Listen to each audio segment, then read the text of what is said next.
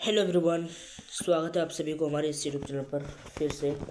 तो आज की इस वीडियो का टॉपिक आप जान चुके हैं, तो फिर से मैं बताना चाहता हूँ कि इस वीडियो के अंतर्गत मैं बताऊँगा आपको class 9th biology chapter 1 biology का, ठीक है, चैप्टर 1 कोशिका सेल जीवन की मूलभूत इकाई। इससे आपको यानी इस चैप्टर से आपको 5 महत्वपूर्ण क्वेश्चन बताऊँगा, लॉन्ग आंसर टाइप क्वेश्चन। तो इस वीडियो के अंत तक बने रहेंगे तो आपको इस वीडियो का लाभ मिल सकता है। अगर नहीं बने रहेंगे तो आपको कुछ भी नहीं मालूम होगा और ये जो 5 क्वेश्चन आपको पता भी नहीं चलेगा इस वीडियो के अंदर क्या क्वेश्चन दिया गया है।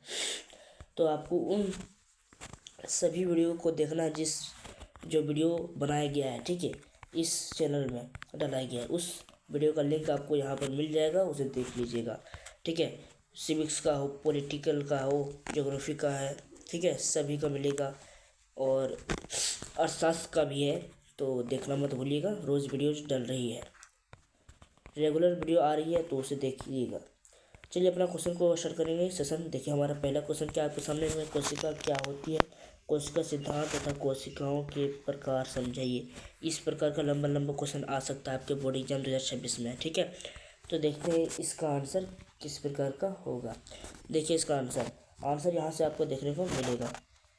कोशिका की परिभाषा सबसे पहले देना है, किस तरीके से लिखना है आपको। सबसे पहले कोशिका की परिभाषा, अगर आप चाहते हैं कि तरीका कैसे होता है बोर्ड एग्जाम में लिखने का, तो वो सारा चीज़ मैं आपको बताऊंगा, ठीक है। तो पहले कहता है, कोशिका सभी जीवित प्राणियों का संरचनात्मक, क्रियात्मक और जननात्मक इकाई है।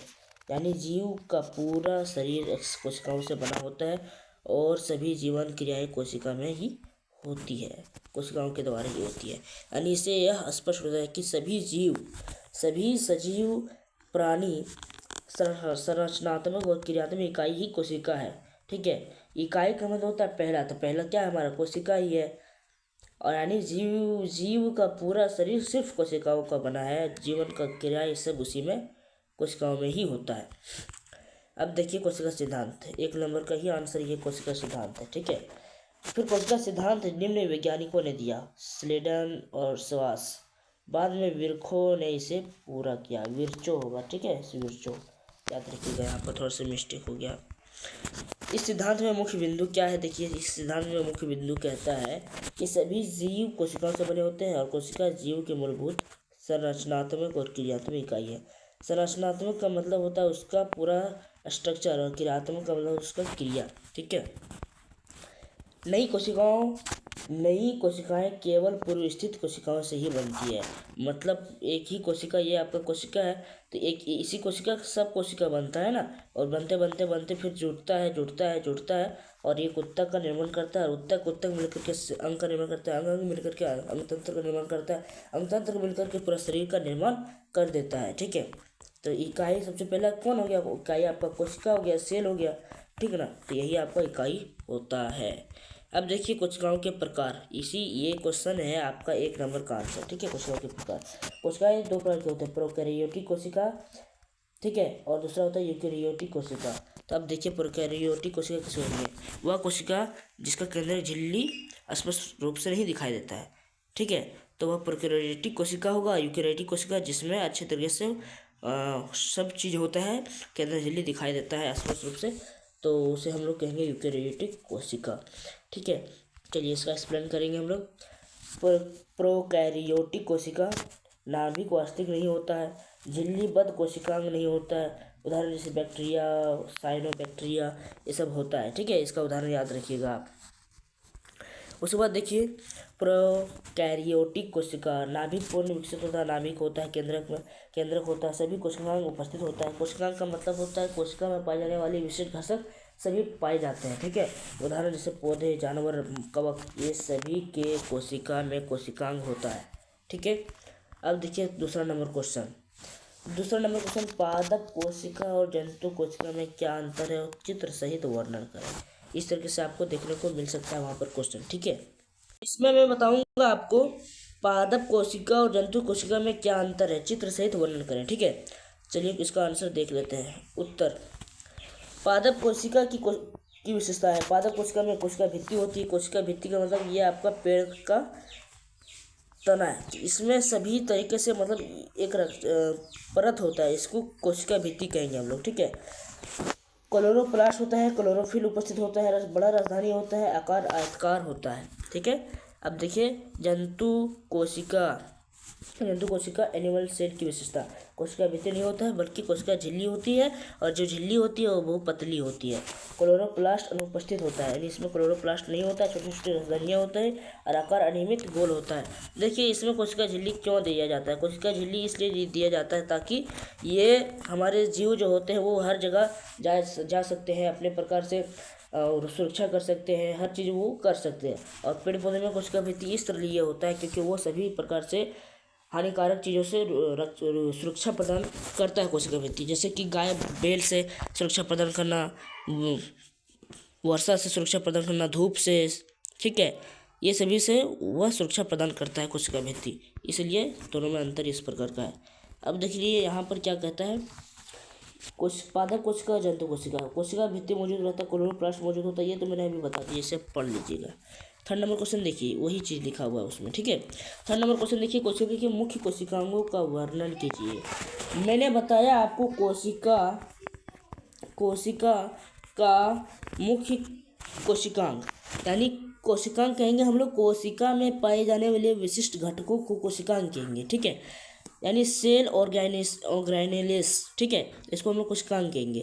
कोशिकांग आपको समझ में आ गया होगा। कोशिकांग के तहत अगर उदाहरण के तौर पर हम लेंगे, जैसे हो जाएगा आपका कोशिका भित्ति, हो जाएगा केंद्रक, हो जाएगा आपका हो जाएगा लियोसोसोम, माइटोकॉन्ड्रिया, ये सभी आपका कोशिकांग ही है, ठीक है।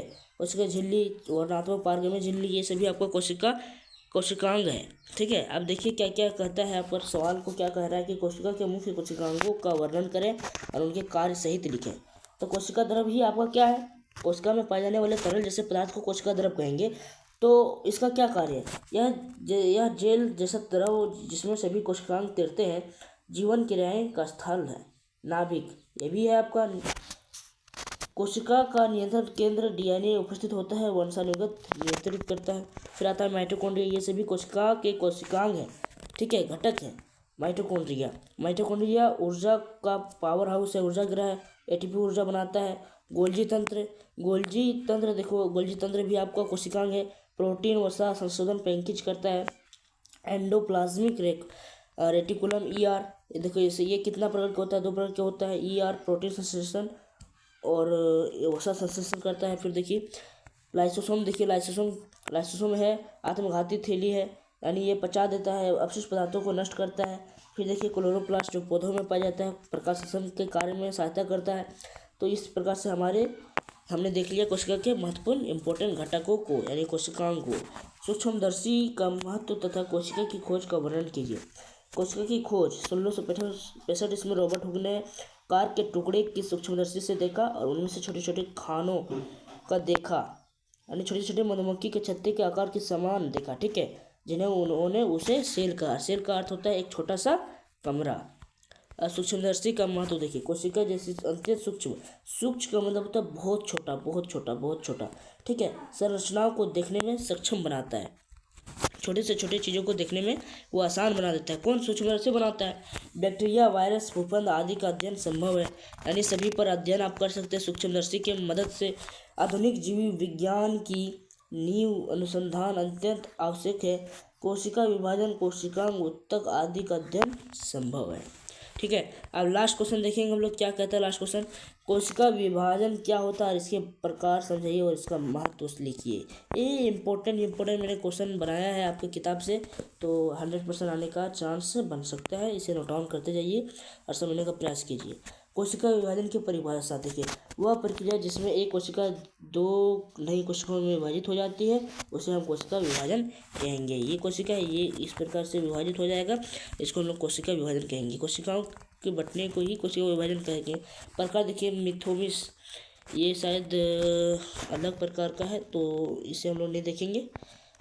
ये बस इतना ही रखिए, अगर मिलते हैं नेक्स्ट वीडियो में, तब तक हम लोग नेक्स्ट क्वेश्चन भी देखेंगे, अगला बुक का चैप्टर भी देखेंगे, ठीक है। और अगला कौन सा वीडियो चाहिए आपको, किस टॉपिक पर, वो कमेंट कर सकते हैं आप, मैं उस पर वीडियोस बनाने में कोशिश करूँगा, पूरी कोशिश करूँगा, ठीक है। और वीडियोज़ आ रही तो प्लीज़ आप लोग वीडियो देखिए और सभी वीडियोस का लिंक आपको इस वीडियो के डिस्क्रिप्शन में मिल जाएगा।